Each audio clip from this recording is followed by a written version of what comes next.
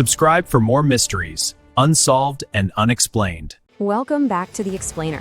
I am absolutely thrilled to guide you through this one today.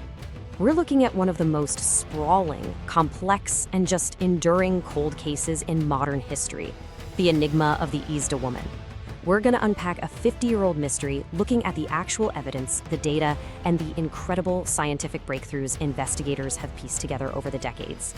I absolutely love cases like this because they really challenge us to look closely at the facts. So let's just get right into it.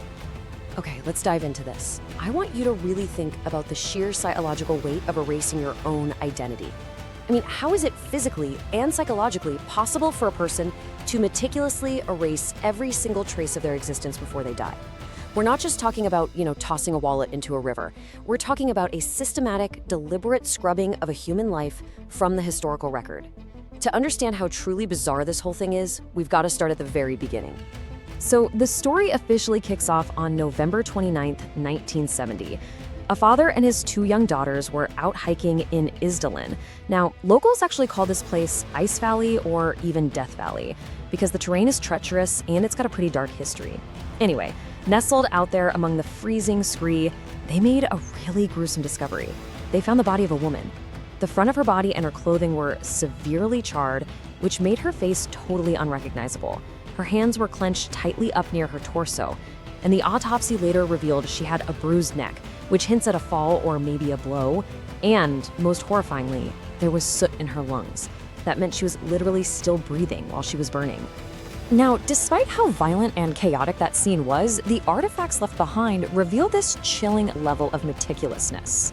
Scattered around her, investigators found an empty bottle of St. Halvard liqueur, 2 plastic water bottles, and a plastic passport holder. She had rubber boots, an umbrella, and a fur hat that actually tested positive for chemical traces of petrol.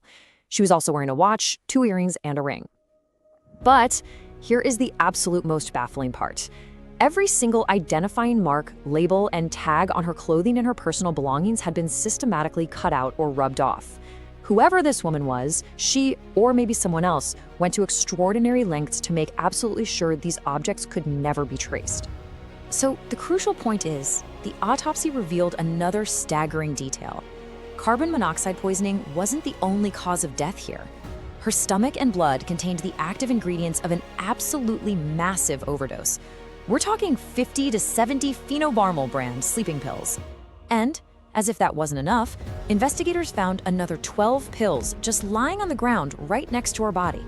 Because her identity had been just so thoroughly erased, she essentially became a Jane Doe. In February 1971, she was given a Catholic burial in an unmarked grave at a Bergen graveyard. They went with the Catholic service, by the way, because she frequently used the names of Catholic saints on her hotel check-in forms. But the police did something incredibly smart here. They buried her in a zinc coffin. 16 Bergen police officers attended the ceremony, and they photographed the whole thing carefully. That zinc coffin was designed specifically to preserve her remains, banking on the hope that future scientific advancements might one day give her back her name. Section 1. Luggage and decoded secrets, peeling back the layers of a fabricated life.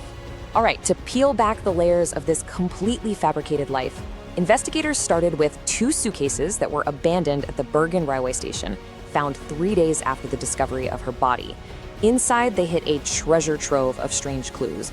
There was 500 Deutschmarks, which was about $137 back then, literally sewn right into the lining of the suitcase.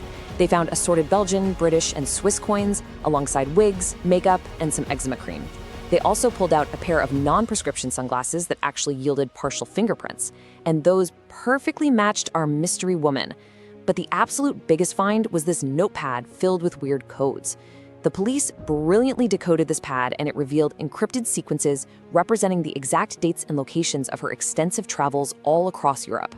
So by cross-referencing that decoded notepad with local hotel registries, the police quickly realized they were dealing with a master of disguise. They uncovered 8 completely fabricated aliases. And notice the incredible detail here. She constantly claimed Belgian citizenship, using names like Geneviève Lancière and Claudia Tielt. But almost every single Belgian address she provided, like Rue Saint-Walburge 2, was totally fake. Actually, only one real street was ever listed.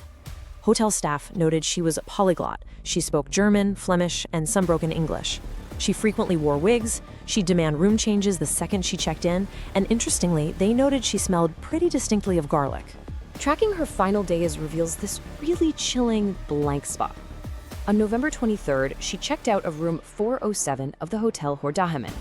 Staff described her as being roughly 1.63 meters tall, dark brown hair, small brown eyes. They said she stayed primarily in her room and appeared strictly on guard the whole time. She paid her bill entirely in cash, requested a taxi, and then she just vanished. From November 24th right through the 28th, her whereabouts are entirely unknown. It's a complete blank spot, right up until her charred body was discovered in Isdalen on the 29th. Section 2. The Cold War connection. Was she an international intelligence operative? Let's move to this and see how it builds. In the 1960s espionage landscape of Norway, unexplained disappearances near military installations were, well, a known reality. When military records were finally declassified, a total bombshell connection emerged. The Isdal Woman's highly encrypted travel movements aligned perfectly with top-secret tests of the Norwegian Penguin missile system. This wasn't just a coincidence, folks. A fisherman explicitly reported observing her in the exact area where these missile tests were taking place in Stavanger, and her presence there was independently corroborated by a shoe salesman. He recognized her as the woman who bought a pair of rubber boots from him, the exact same boots found at the crime scene. Section 3. Modern scientific breakthroughs. Science shines a light on a 50-year-old cold case. Now, before we look at the modern lab results, we really have to look at the suppressed witness timeline that emerged years later.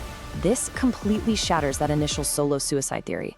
So, in 1991, an anonymous taxi driver finally comes forward. He confirms he picked her up from the hotel, but reveals she was joined by an unknown man in the car. Then, in 2005, a Bergen resident reported that days before she died, he saw her hiking at Fløyen. She was lightly dressed and being followed by two southern-looking men in coats. He noted she appeared resigned and actually made eye contact with him, almost as if she was asking for help. This revelation led to a reopening of the case, and by 2016, forensic artist Stephen Missel was brought in to create new public sketches based on these fresh witness accounts. By 2017, modern science finally had its say in all this. Stable isotope analysis conducted on her unburied jawbone indicated she was born around 1930, give or take 4 years, in or near Nuremberg, Germany, which is amazing because this perfectly matched her handwriting. Experts had long said her writing style was characteristic of a French education, but the dental data? That was even more specific. She had this distinctive natural gap between her upper front teeth, and even more impressively, she had 14 root-filled teeth and multiple gold caps on her molars. This kind of highly specific, complex dental work isolated her dentist to practices in the Far East, Central Europe, Southern Europe, or South America. And this brilliantly illustrates where the science took us next. Modern genetic testing confirmed she belonged to the mTNA haplogroup age 24. That traces her maternal ancestry directly to Southeast Europe or Southwest Asia. As this genetic profile became public, new leads just started pouring in. In 2019, a resident of Forbach, France, came forward claiming he had a summer romance with her back in 1970.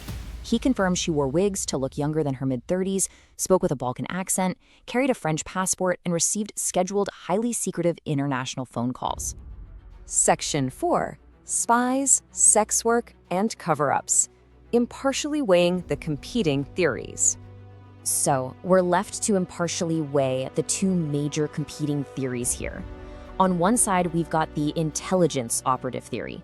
Proponents point to her undeniable proximity to those highly classified Penguin missile tests, her use of multiple encrypted identities all over Europe, and of course her cache of international passports and hidden currencies. But then, on the other side, we have author Dennis Zake Ask's sex worker hypothesis. Ask argues that her movements were goal-oriented, that she was returning to central bases. He points to her desire for strict anonymity, her weird habit of specifically marking her hotel doors, and crucially, the fact that the unknown male companion seen with her by multiple witnesses never came forward to police. This suggests a highly secretive transaction that perhaps ended in murder or assisted suicide. Now, whichever theory you lean towards, there is an undeniably dark undercurrent of suppression at play here. Quote, "Forget her, she's been seen too. The case won't ever be solved." That chilling statement was given by Bergen police in 1970 to the witness who saw her being followed by two men at Fløyen. His report wasn't just dismissed, it was intentionally left unrecorded by the authorities. Now, what's really interesting about this is how that 1970 cover-up ties directly into modern reporting. A 2023 investigative report revealed that the Norwegian intelligence service actively interfered with local Bergen police investigations back in the 70s. They were deliberately suppressing leads. The report even linked the Isdal Women's network to Francois Genaud, a notorious Swiss banker with deep Nazi-allied connections. This suggests the local police were basically forced to back off because they'd stumbled into a massive international intelligence operation. Which leaves us with this final provocative question. How can a real person simply vanish from the historical record? I mean, beneath all the spy theories, the hidden cache, and the encrypted codes, there was a real woman who took her true name to an unmarked grave. Her identity was entirely stolen by time, deception, and perhaps official interference. It really makes you wonder, how many other ghosts are walking through our history books right now, completely undetected? Thank you so much for joining me on this explainer, and keep questioning what you see.